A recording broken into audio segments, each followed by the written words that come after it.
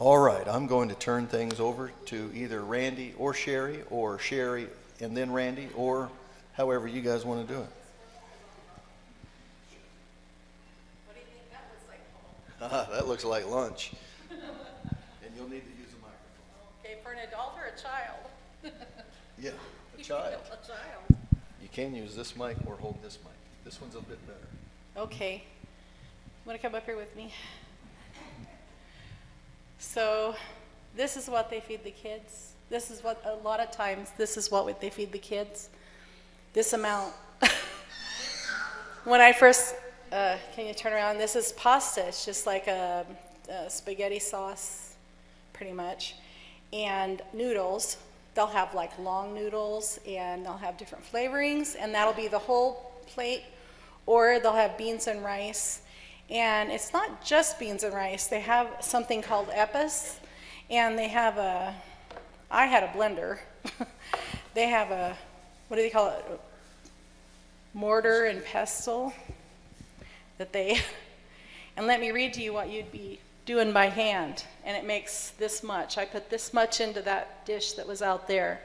10 sprigs of parsley, 1 onion, 2 celery stalks, 2 cups of cilantro, 2 green bell peppers, 3 scallion stalks, 2 chicken bouillon cubes, 1 teaspoon clove powder, 5 sprigs of thyme. They use a lot of thyme. And 3 heads of garlic. They use a lot of garlic and onions. If it doesn't have meat in it, then you would not put limes or lemons. But if you're going to have meat in it, then they would put in 2 tablespoons of lime juice, or 1 lime, and then a 1/4 cup of olive oil, and a tablespoon of vinegar. And then, I mean, it makes this stuff smells fresh. It's amazing. They don't always have that, like at the home, but it's always usually over there a blend of something like this. I mean, sometimes when I saw them cooking, usually right there, you can't see it there, but they have the biggest pots I've ever seen in my life. These things, I don't know where they get them, but they fill them full, and those kids eat every drop. And it's hot in there. And I don't know, how hot was it outside? And then the humidity, I don't know if you've ever lived anywhere humid. It was very hot. I had an afro going, and it was way hotter in there. I'm like, oh. I just went in for a little while to help stir, and I'm like, how can I get out of here? Kind of thing. But when I went to help serve the first time, I put a scoop on a child's plate, and they kind of just, and you're going to eat more, and you're going to, more? And they're like, oh yeah, these kids, and they've got the energy, I'll tell you. They just, and they make sure they have lots. And I talked to Alex, the director, and he has such a heart for these kids, because a lot of them just didn't have food. And he wants them to have a lot if they can have it. He says, we have a generous budget, a generous food budget. And I just love every time there was any question, he just has such a heart for those kids. And I just wanted to thank all of you guys for every $5 or $10 there. You think about it, even if you're making them pasta for 57 girls, plus 4 mamas, plus, the directors by the time that, if you're making 65, 70 meals twice a day, it's still expensive. And anyway, and they're very thankful. My grandkids, if they ate the same thing every day, I'm not sure they'd be grateful. Anyway, I watched the ladies at the church for the conference. Randy and I both went in, and maybe you have more insights on the cooking. They've added a boiled egg to, sorry, I got off track there, went to the conference, but for the children, they've added a boiled egg. The director has gotten a contract where they can have fresh eggs at the home, and so every morning they get a fresh boiled egg. So the protein in that is huge for them. They're just like our kids. They need that, and not just to fill their tummies to where they're full. They need to have that good nutrition. And they're he's always thinking of these things and trying to make arrangements for it. And then the ladies this is just one of the ladies. She did a lot of cooking at the home. But other ladies, the director's mom, and then some of the other ladies from the church, they thought they were going to be feeding 30 to 100, something like that. Almost 400 people come, and they fed them. And they weren't panicked in there. These people, they're so close to not having anything that they are just thankful, and they just do what they can. And it was hot in there, and those ladies were just down and filling those and happily giving away all of that food. And the other people were so thankful to get it. And it was just kind of reminded me of our meals that we share together. You know, it's just, how do you ever know there's going to be enough? You don't. But somehow there always is, you know. And I was trying to think if there's anything else. Does anybody have any questions about the food? We did have some things that maybe the kids might not have had. Trying to think what it is. Can't think of anything, maybe a little spicier or something. I know there was a bottle of hot sauce up there that I tried. And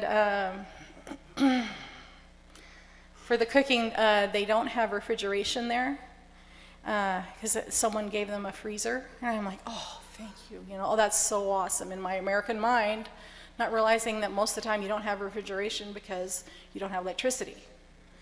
So you put that food in there, and then off goes the electricity for who knows how long. Something we take for granted every day. We have water, you know, water to cook with, water to wash my hands for 13 seconds, you know, hot water. They don't have that, and yet they're so happy and thankful. On one of the days I was sick, I was just laying in bed, and I'd try to get up and do something with somebody, and then I would lay back down, and I'd just hear them singing. The little kids would just be singing happy, you know, and they were short on water. That day I just kept saying, we've got to give these kids some water. We've got to get water, you know. I can't imagine living there. I just can't imagine having that. It's not a burden. I just can't imagine having the responsibility for children there. These people do an amazing job. I'm very impressed. Yes? I think this isn't working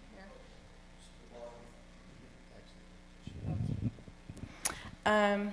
They don't drink milk like a glass of milk that I saw, but I think there's something that they call, oh, I didn't bring the recipe, maybe.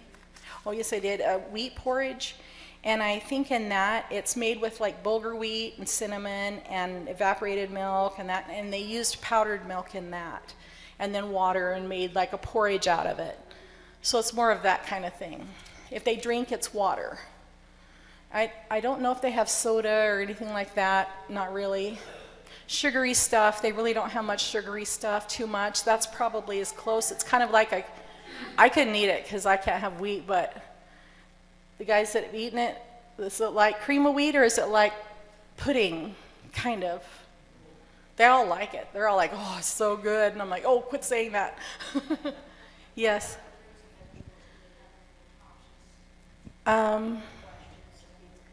Okay, do they have many options in fruits and vegetables? There is an American type grocery store, but a ways away, but you know they don't have transportation to get there for that, and I don't know exactly where they buy their things. And I know that store because I started to buy something there, and Joanna said, oh no, don't buy that here, it's too expensive. So they don't really buy most of their stuff there. There's some things they do buy there. Down on the end of the street, across from the church, there's like little stands that'll have like mangoes and just like 10, and there'll be like bananas the next one, and we didn't really go to is there a? Yes, there's a local market that they can get that stuff in. Okay, yeah, they know more about it. A lot of the extra things that we get at the home, by the grace of God, comes from the Brazilian embassy.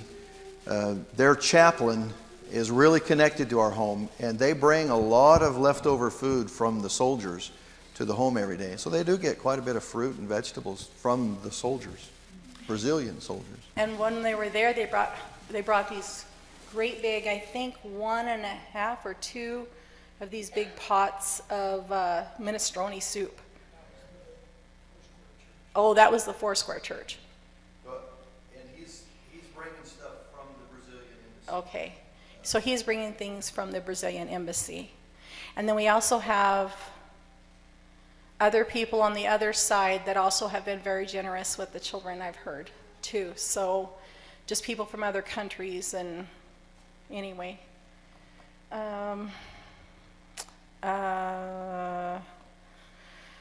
So where you don't have electricity, you don't have much light, but it seemed like there was always enough.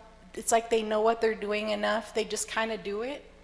Like when they were preparing the vegetables in any dark place or whatever, these ladies are amazing.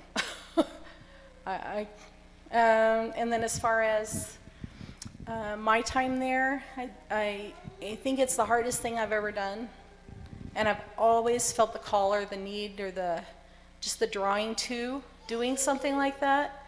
And yet it was so hard. It was so hard for me as an American, knowing what we have, to know they don't. It really touches me.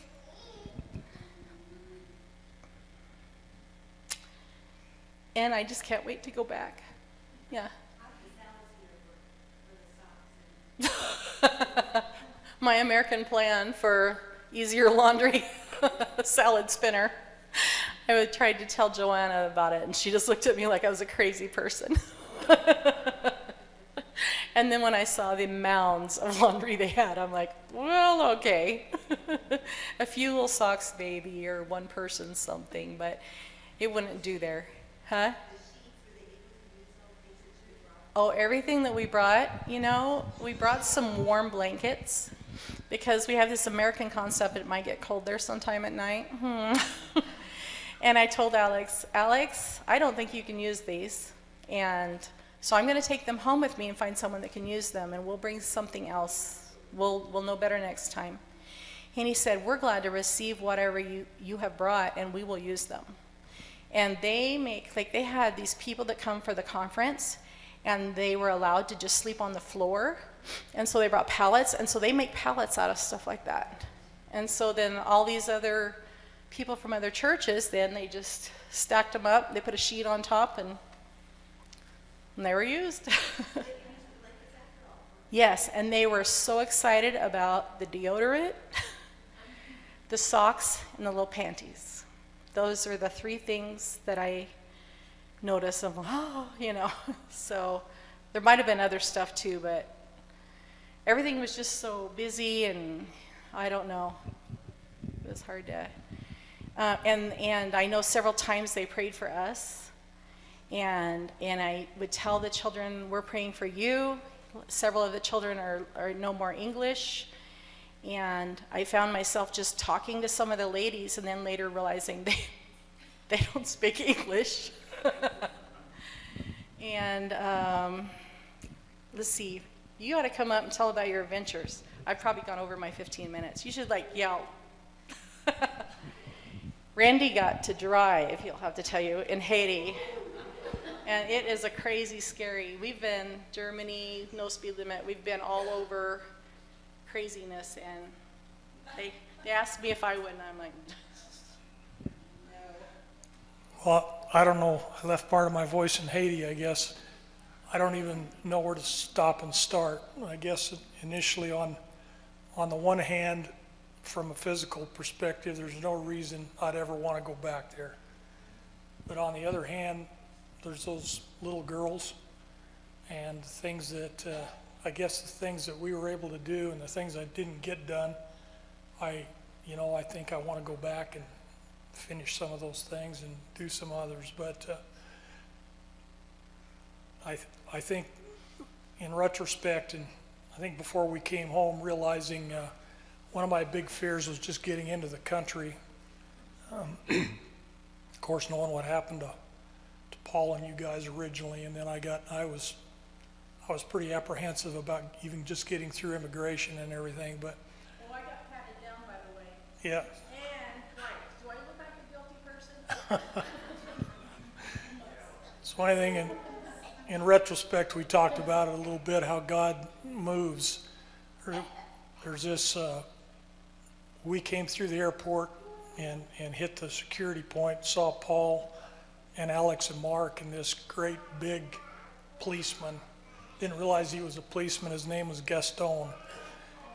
And interesting side note, he's a drug enforcement policeman, and he is the policeman who arrested the drug lord. If I get this right, correct me. He arrested the drug lord that owned the complex that the home is at now, and then was responsible for being the link to getting that home turned over to our home. So an amazing man, and he's in a police paddy wagon, and he kind of ushers us through. You guys had already been through.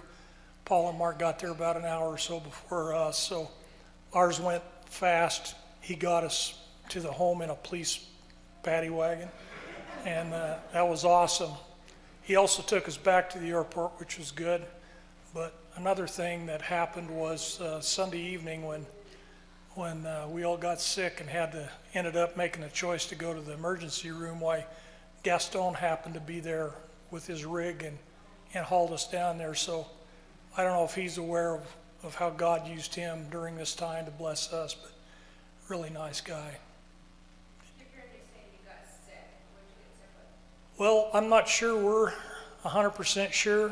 I think it was, we know we were dehydrated and some degree of heat exhaustion, and then very possibly something we ate that just wasn't refrigerated.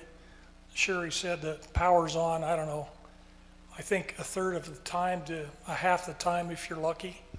So the refrigeration is not there all the time, and some of the food they make, they don't throw it away, it stays there for a day or two or three. So combination of that, we weren't feeling too good. Monday, I think Mark and I and Sherry, we were all down pretty much in bed, and then left Tuesday morning. But anyway, coming into the country, it doesn't take you long to get between the airport and the home I mentioned to some of you guys, and after being there a week, even more so, to understand why all those people that you used to hear about drowning in the boats trying to float from Haiti to Florida or wherever, why that risk was worth the risk to them. It's a hard place. And Sherry and I guess had a conversation on the way home. It's so big to wrap your mind around, and it appears, from our perspective, hopeless. You look at the culture and the number of people, it's like, how can this ever change?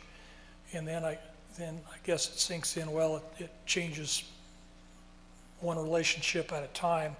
But I think you also have to somehow understand that our culture is not their culture, and it'll never be their culture. So, and I haven't arrived at the point yet, but we were talking, somehow you've got to, those girls will never enjoy the luxuries of our grandchildren or kids or grandkids here. And somehow you've got to reconcile, I guess, each in our own mind and among the board of, what is the acceptable level of whether it's food or how much water they get per day or whatever that is, because it's not going to be the same as here. It's not going to be the same for what we want for our own kids, and that's unfortunate, but it's a fact. But I can share that the girls are in a safe place. They are with a guy who really cares about them, Alex. Is passionate about caring for them. They get, I guess, well fed by the standards of Haiti. Maybe we can do better. But they get spiritual teaching, and they're in a safe place. So they're definitely better off than they were before they came to the house. One of my frustrations is I didn't get a couple things done I wanted to. I guess Paul reminded me that's Haitian. That's the Haitian timetable. And I guess the first day I thought, okay, I'm going to be able to work on this project. That was the day the conference started. And we got asked to help set some things up. And by the end of the day, we'd been there for most of the day. The next morning, I thought, I'd talk to Paul. You know, Paul had said, yeah, I don't think we need you guys down there today. You can just progress. Well, about the next thing that happened is Alex comes and says, do you want to drive? I said, no. He says, do you have a driver's license? I says, yes, I got a U.S. driver's license. So Joanne needed to run she needed to run the baby for an immunization and get some water and beverages and stuff for the conference. So we went to the church. She found some guy that was willing to loan us his Geo-Tracker Suzuki Samurai, whatever that was. It had a half-flat rear tire, and we run down to get, I think the first thing we did, ran down to get some water, and we had, I don't know, 12, 15 cases of water in that. The tire went from half-flat to mostly flat. So I nursed it back to the church, unloaded some of the water. We were able to find some air, and then across town to where she was picking up her baby to get it immunized. And I don't know if you'll see any driving in Haiti here, but Google driving in Port-au-Prince if you want to see it. It's crazy. I said there. It's crazy. Yeah, so anyway, I observed, I guess, as I started driving, and had seen from the airport and other places that it looks like the rule is you drive on the right side of the road. That looked like the only rule. Found out even that rule was only a suggestion. And it literally, they take what's a 2-lane road to us and make it a 5 or 6 lane road. And it may be 1 lane this way, 5 lanes at you, and it'll switch just instantaneously, depending on what's broke down. So it was pretty easy, or pretty interesting. It's amazing how many people they can get on a motorcycle. Yeah, I know 3. I rode the. I saw about 6 on one motorcycle. Alex secured a ride for us partway to the hardware store on the back of a motorcycle from the church. It's about a quarter of a mile. And so the driver gets on, he gets on, and I get on. He's not even holding on. I said, Alex, I says, if I'm holding on to you, and if I go off, you're going off. So he laughed. But anyway, but that was all interesting and educational. The few. Oh yeah, that was interesting. So the little Erlandia needed a transfusion, and were you with them? I wasn't with that ride, but anyway, in order the process. Okay, you go ahead. Sorry, don't stay here because I don't know if you're done yet or not, but it was really important because every time anything happened, Alex had to call someone and ask them to drive us, and they freely came. I don't know what they were doing, but they would come and drive us. And so she needed some blood, and so some lady shows up with medicine, and he's like, I got to take this to the hospital so she can get her whatever. So you get a ride to the hospital, and then you go to the hospital, the nurse writes something on it, and she says, okay, you need to go to the Red Cross. So here we go to the Red Cross. Well, one of you has to donate blood for you to take blood to this little girl, and it has to qualify. The driver donated blood. He's a person of faith, not our religion, but a different, and he donated blood and drove this over there. And then you have to go out and buy a bucket to transport it in. because you're transporting it back to the hospital. It's a whole different, and Alex deals with this stuff day after day after day, you know. And a lady, I was in there and I got a seat, there weren't very many seats, and I gave a lady my seat, and she was like a crutch or something. She came in and she was standing there, and I thought, well, this is ridiculous. None of the guys are getting up. My American thinking. And so I said, well, here, she was an older lady, and I said, here's, have my seat. Well, when it come time for us to take that blood, they wouldn't let us take it without ID. You had to leave your ID there or sign that you would get the blood to the hospital. Because if you're one of those people that just want to say, oh, I'll take it tomorrow, and then it's no good, I don't know, I guess they might have a problem with that. And so this lady signed so we could take that blood. I mean, things like that just worked. Alex just, God worked through all these different people and everything we did, and every step was hard. So the experience with the kids was really fun. The little kids, well, whether you were walking or sitting, you know, you were surrounded typically by a little herd of kids, and if you sit down, you had at least two, maybe 3 or 4 on your legs, in your lap, and then against you and hanging over the back of you and stuff. Some of the fun, but some of the challenges is one of my projects, I was trying to glue some PVC pipe together, fittings. So I'm kind of sitting on a chair. I've got my stuff laid out, you know. The nice way to do it would have been I could have all these pieces out there ready to go, the glue open, the primer open, and just one after another. Well, found out soon, you know, you can't do that because there's 2 little kids hanging over your shoulder and 4 or 5 on each side, and they're just curious. They just want to touch everything. So they're touching stuff, and I can see soon that the glue is going over, you know.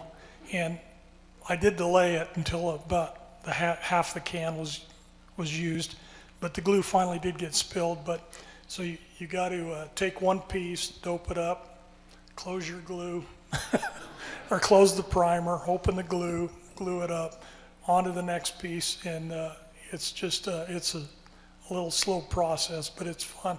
I told these guys, I says, I think I realized what a mother octopus feels like now. So anyway, it was fun. The little kids are the best part of the trip. So I've taken enough time. Mark? Thank you for your prayers. Very much appreciate it. We needed all we could get. Absolutely. Yes, I do thank you for your prayers. It could be felt. Your prayers could be, and I really appreciate that. It was a wonderful trip. I'd love to go back again, and I pray that God will give me the opportunity to do that. It was so interesting coming out of the back of that police van the very first time in the yard there where all the girls were.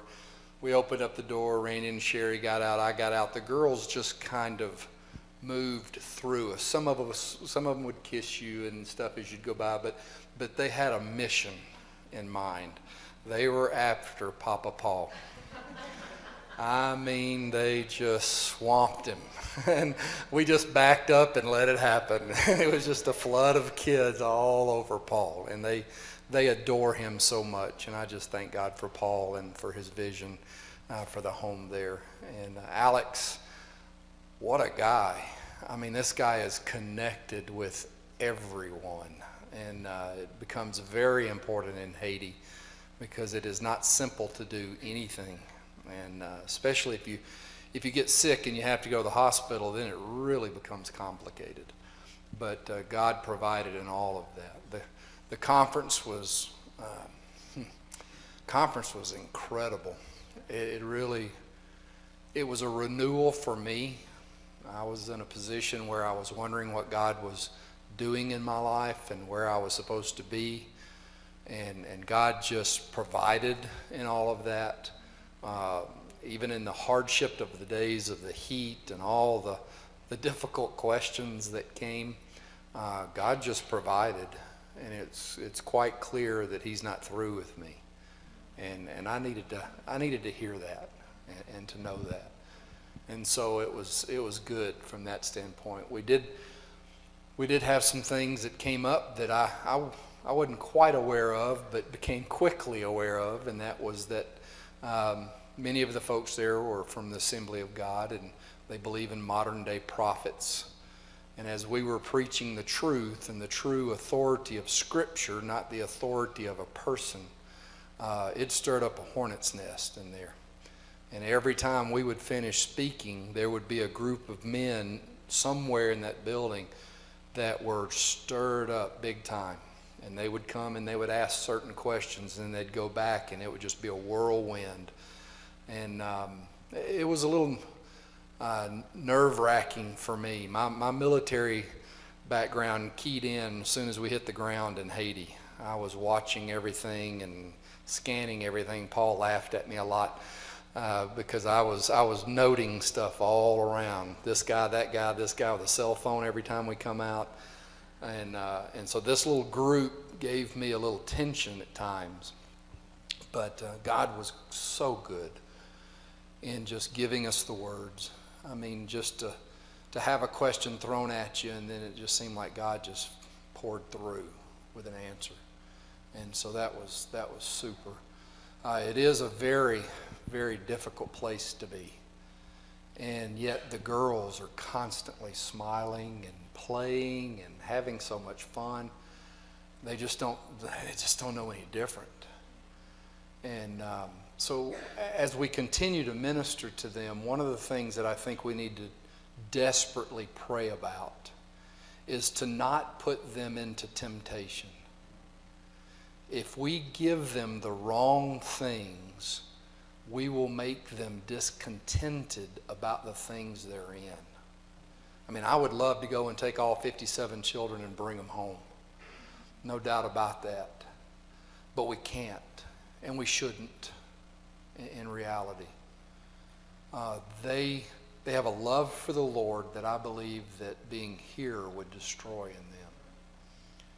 And so when we give them things, we need to give them things with wisdom, making sure that we don't put them in a position that they might get discontented with what they have. And so we just need to be in prayer about that. Just one of the funny things, the traffic. Oh my goodness. I just could not get over the traffic, and riding in the back of the trucks and stuff. At one time, I just had to put my head down. I just could not deal with it anymore. And the truck was just, it's going back and forth and back and forth. And I told one of the interpreters, I said, it's kind of interesting that I would be tasked with the idea of teaching the devotion to prayer. I said, I had plenty of time to practice in the traffic. And because you were just praying, oh, please, let's just get there. But at one point, it was just, everything was dirt and dust and flying everywhere. And at one point, we were riding the back of the truck, and there was dust just flying everywhere. You're eating all of it. And I looked up and I went, hey, Paul, I said, check that out. It's a water truck. And the water truck was just spraying water everywhere. And then I went, oh, it's a water truck. And it just comes by and just shoots water all over the place. But it was a lot of fun. It was a lot of things that made you realize how hard it is here to keep our eyes on the Lord, because there's way too many distractions here. And so I pray in our mission to them that we don't make them become distracted in what's going on. Thank you so much. Thank you, Mark. So I want to give you some time for some question and answers to these guys, some questions to them, and let them address some answers to you. So let me share just a few things myself. So unfortunately, this was not the first time I've ridden in the back of a police car in Haiti. But I was glad you guys got to experience that. That was something you were willing to do. Listen, with Gaston, I'll do it any day, any day. I nicknamed him my passport. And we learned in the airport, we don't need a passport when you're with Gaston. You go wherever Gaston goes. And so that was a great little experience. And what a unique way that God led us to taste his kindness by meeting him and by being aware of his involvement in our home that we didn't even know of prior to this time. What a blessed thing from God. So you've heard some good things. The home really is healthy. The home is in good shape. It's hard. It's difficult. We go back and I see things that we've done in the past and they're broken now and they're not using them. And I think, oh, but why not? And, you just have to get out of that idea of thinking like a Westerner and realize that when it breaks, it's hard because it may be a long time before that sink gets fixed or that faucet gets replaced or that shower works again. Just because it's hard. But I want you to know again, you sent a good team of folks. They worked hard. They loved on the girls. They participated at every level. They did things beyond what I asked of them. And I was just pleased, as is the case always when we go. I'm so thankful for the work of those that go. With this particular trip, a component of this that was different than every other trip, and that was this pastor's conference. Our first and what appears not to be our last. And even as we discovered, it was much more than just a pastor's conference. Our intentions were to minister to pastors at the conference. Alex shared with me that he sent out 50 letters to churches or pastors that he knew.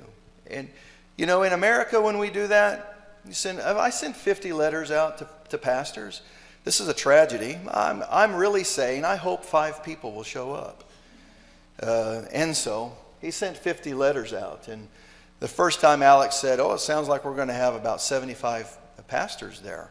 And of course, we're planning for 50. We've ordered resources and books for pastors and some good resources, and we have them and we're ready to go, but it sounds like we're going to have more than that. And then another conversation with Alex, and he's saying we're going to have around 100. When we meet Alex and Gaston at the airport, they're talking numbers of 200. And then, of course, Thursday morning, I've warned these guys about everything. When we have a schedule, we should expect that maybe within the hour we're going to actually start. So our scheduled starting time was 9:30, and that auditorium was about a quarter of the way full by 9:10. And I didn't know, over 100 people. And so we're thinking, okay, maybe the 200 mark is going to be pretty accurate and there will be 200 people here. We learned also quickly that there was more than just pastors were there. The room was about, at that point, probably 50-50 men and women. Of course, now I'm thinking, we're really going to have a problem because how many of these women are calling themselves pastors? What's that going to mean for us through the course of the pastors' conference? But we learned quickly that these were Sunday school teachers, these were leaders of women's groups in their churches, wives of the pastors, and so there's a large crowd gathering. By 9:30, the entire lower level is completely full. So not only did we start on time, maybe the only thing I've ever done in Haiti that actually started on time and the room was completely full was that pastor's conference. Well, we quickly changed it from a pastor's conference to a Bible conference because we also learned that Alex wanted everyone to receive a certificate. And so, I've already had some conversations with Alex prior to this, is that we're not certifying anybody by what we're doing. So I don't want someone to use a certificate that our church has authorized them to do something with that kind of certificate. And so now we've got the title of this, a pastor's conference, and I'm not sure who all here are pastors and what is that going to say whenever they get a certificate at the end of this that we're saying about them. And so we changed the title of it to a Bible conference. It soothed my conscience anyway and made me feel better about, okay, they can get a piece of paper that says Bible conference on it. But then even further, that we're not certifying anyone, we made it a certificate of participation, so that there couldn't be any mistaking later on that they could use this certificate to go and apply for something or to present themselves as qualified because they attended our conference. So back to this conference that we were planning for 50, we had 349 people actually register for the conference. And the first day we fed, we know that the number of people that were fed by the containers that they filled. We fed 350 people, and discovered when we got back to the home that there were 25 people that didn't get food at the conference that our moms were feeding at the home. So 375 people we fed on the first day. Completely unexpected and not even certain then what the following days will unfold. Probably the following days we settled in around the 200 to 250 actual participants through the consistency of the days. But a clear place where we're at, church, is that we have reached places in this work in Haiti, one, that we didn't go looking for, and two, that we cannot turn back on. The work with the home, someday, by the grace of God and by the kindness of His church in Haiti, that He will raise up a church in Haiti that will take care of these girls. I think that's a goal of mine, it's a hope of mine, that someday we'll find a church that will be able to take care of our girls. And that's a right thing. We need that to happen. We want it to happen. But then for us to find that there is a hunger, something that we've speculated, something that I could even say with levels of confidence we knew existed in Haiti, and that is there is a great need for biblical training for preaching. This was one of the first conversations I had with Alex last year when I brought him to North Carolina to attend the conference I was speaking at Ridgecrest.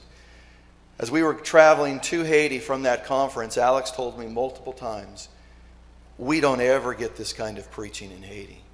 The kind of preaching we get in Haiti is always about prosperity. It's always about ease of life. It's always about if you'll give money to the church, God will increase your faith, and God will increase this, and He'll do this if you do that.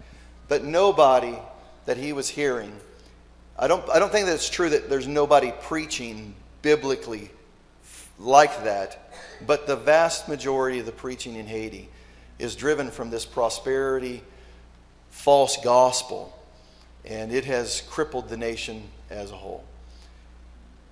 We have found what I believe to be 11 pastors who are ready to get some good Bible training to take off of what Mark and I were able to start with the pastors' conference.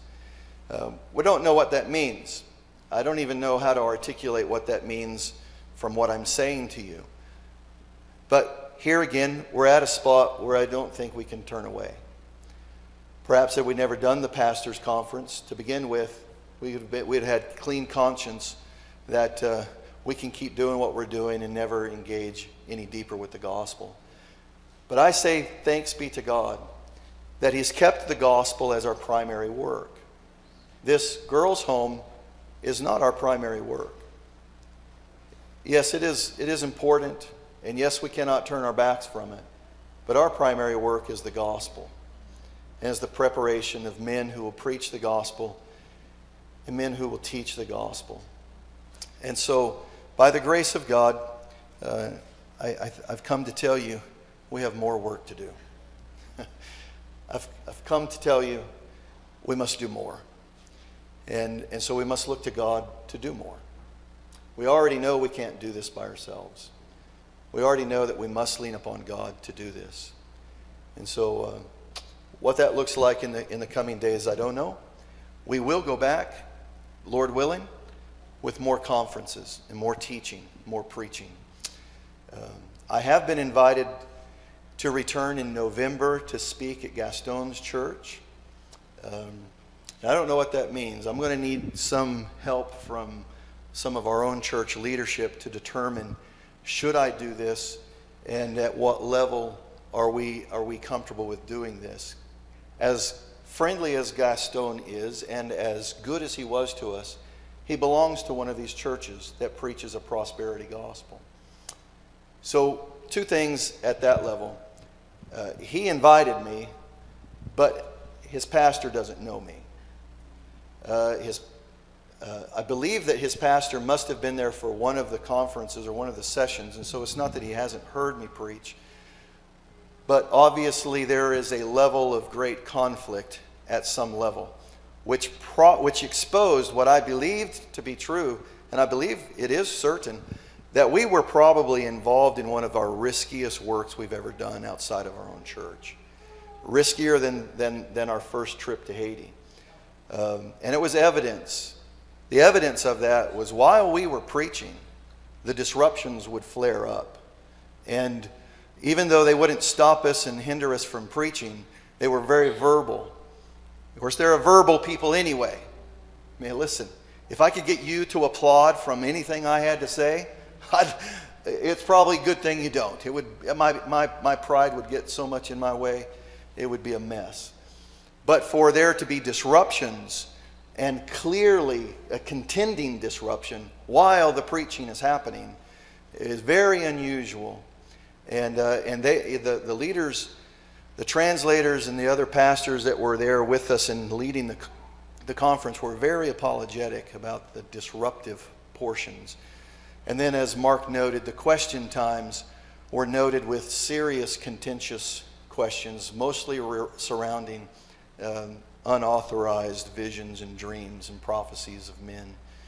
So it's complicated, it's risky, and probably will show itself to be still some of our hardest work that we've ever done.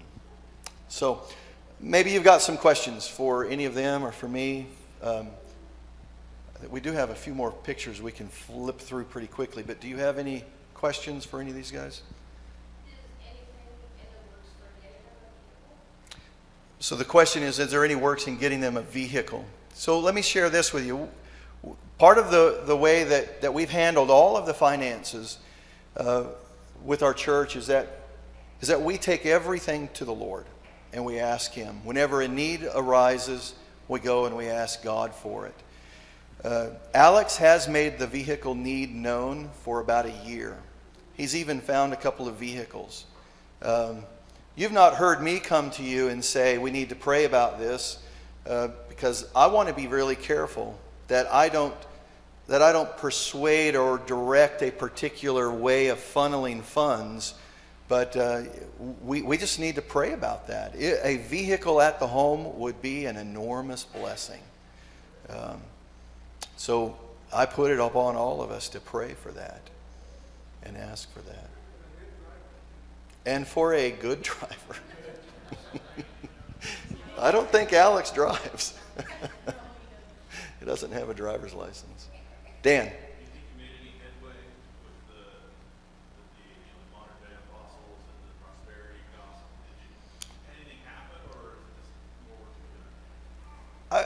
Mark, I don't know if you have anything to say. He's asked, Dan, if you didn't hear the question, Dan, did we make any progress on that apostolic prophecy mindset of the pastors there?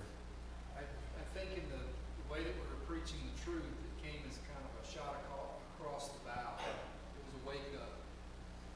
And I think what I saw, there was 4 young men that kept coming to me there was 4 young men that would continue to come to me and ask for prayer. And they were part of that group. And they would meet with me for a while, we would pray, and then they would go back to their leader, and then there would just be this beehive back there. And so I think, I pray the Lord is opening some doors there and providing some wisdom to these young men as to what they're being taught and how they're being shown that they can use the Word as their authority, but to take authority over people as a prophet or even as a pastor, they're abusing their personal authority. And so I think there was some headway, but a lot of very difficult work in the future. Yeah, and I would concur that probably not across the board headway, but in some pockets of individuals. Alex has identified 11 pastors that are independent pastors, so they're not connected to the Church of God or the Assembly of God denomination. That I think is a place for us to start. These guys who are independent pastors, where we can help them in that respect. To take on the whole prosperity gospel, sickness in the nation, we'll do it if God calls us to it, but that is a whole nother monster from that level. But I think some progress, but probably not into the denomination itself. And our purpose is not to destroy any denomination and lift our denomination up. Our intents were really to just preach the word. But I pray so. I really hope so. One thing I have to ask has nothing to do with the pastor's conference, but Yeah. I've always wondered why, from what I hear, is there a difference between the Dominican Republic and Haiti in wealth and the way the country's run, and it seems like things are so good. I mean, they're on the same island, but half of it is poor and the other half is not. What's the cause of that? The question at large here is the drastic difference between the Dominican Republic and Haiti, and what is the cause of what appears to be levels of prosperity to extreme poverty. There's probably a lot of things in that. Political. There's no doubt there's a spiritual component that is probably at the bottom core of the bigger problem. There is a demonic amalgamation of voodoo with most of the church. It is problematic. Political, certainly.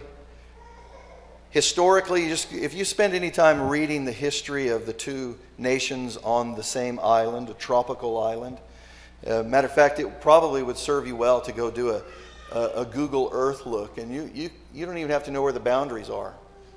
You can tell from satellite images, that's the Dominican Republic and that's Haiti. This has been pillaged. The natural resources are nearly extinct, and they've taken care of their country and such. So there's a lot of components in it. From my vantage point, I see it as mostly a spiritual matter. But anyway, do you guys have any observations of that? We weren't in the DR on this trip.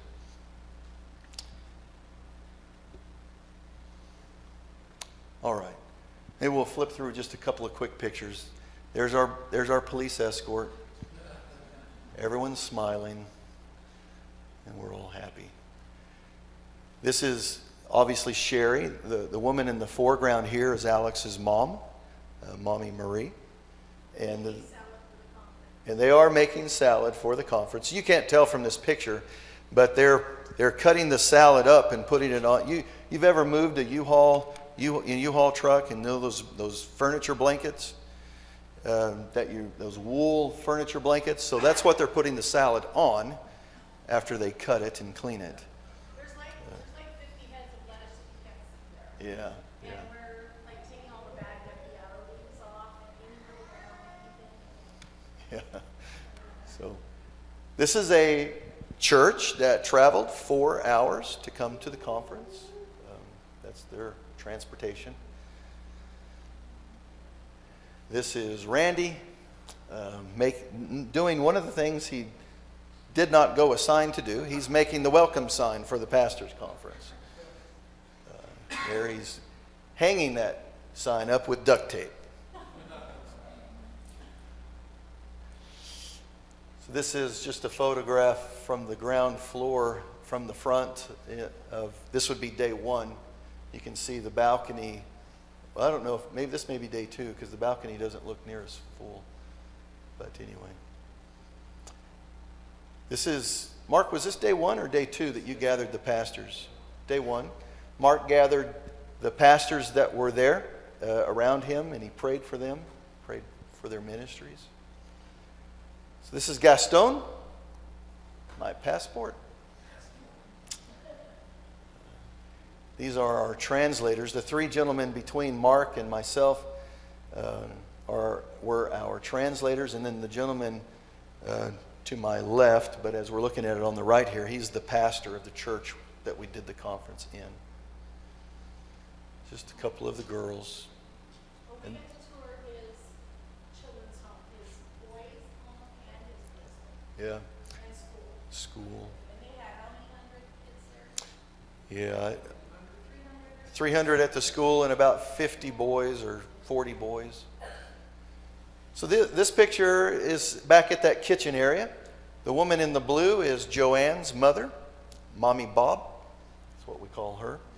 And then the woman that she's hugging is Alex's mom. And then a couple of the girls. Clausette is our oldest girl. She's the one standing in the back. She'll turn 15 this year. Yeah, Mark? In regard to Clausette, in 15, she's going to have to leave the home at 18. They can only be there as long as there's an education being provided, and so that's the education level.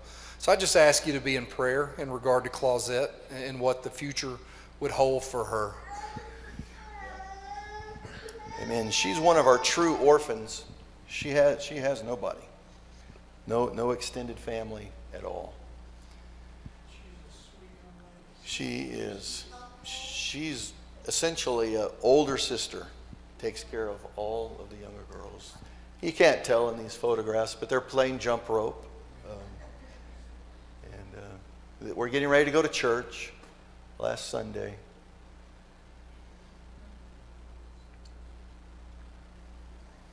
There's some more. They spend their day out in the front area, and they smile like that all the time, unless someone took something from them. Then they behave like sisters. Oh, this is a kindness from the Lord. We now have in the home 1, 2, 3, 4, 5. I think we got 6 or 8. 6 of these treadles, sewing machines. And so by the grace of God, we've wanted to do this for a long time. These girls need some skills when they leave our home. And they need some skills to survive. They need some skills to give income. And the man that's standing there is a tailor. And part of the donation of the sewing machines to the girls comes with a skilled professional tailor to teach them the skill. We bless the Lord for that. This is one of Mark's project, or Randy's projects. And listen, the fact that he did that is pretty impressive when you have 57 girls helping. That is quite impressive. But he had to go around and through many things, and that's the water supply. That's the main water supply. It's not good water, but it's good for washing clothes and washing dishes and showering in. But that's the main water line coming into the home. No, the water we used to get from the UN came from a garden hose over the wall. So this is the city water is like our irrigation. If you have irrigation in the city, it comes at the home. It comes on Monday and Thursday. We have pressurized water, so it's kind of like the electricity. It's on a grid system, and so you get water, pressurized water, certain times of the week. And so this is pressurized water, but obviously it doesn't freeze in Haiti. So this water line is not deep, and it's not much of a problem unless the guy up the road digs down to tap it so he can get water and breaks the line. Then everything is a mess, and that happened. We were 2 days, 3 days without water this week, both bad water and good water. So by the grace of God, Randy had a water filter. How's your arm feel? Every morning, every night, Alex gathers the girls for morning and evening devotion. They read scripture, they sing songs, and they pray. And one of the things they do is they pray for you. They pray for this church, and they bless the Lord for this. So this is Mark giving his final greetings to the girls on the day we left. And the next one will be probably Sherry doing the same thing. Some of the resources we took with us were classical sermons that we gave to the pastors, George Whitfield, Jonathan Edwards, in French and Creole.